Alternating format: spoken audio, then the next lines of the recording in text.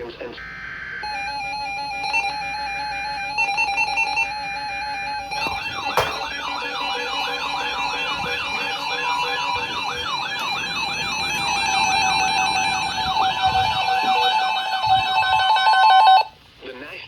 Service in Charleston has issued a special marine warning for coastal waters from Savannah, Georgia to Altamaha Sound, Georgia, out 20 nautical miles, including Gray's Reef National Marine Sanctuary, until 6:30 p.m. Eastern Daylight Time.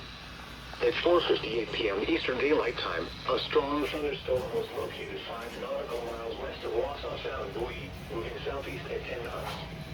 Hazard, wind gusts to 40 knots. Source, radar indicated. Impact, small craft could be damaged and briefly higher winds and suddenly higher waves. Locations impacted include C Buoy 2W, Wausau Sound Buoy, C Buoy S, DUA Buoy, Ossabaw Sound, Savannah Buoy, Buoy KC, Model and Barge and Sailboat Jewel. Move to safe harbor until hazard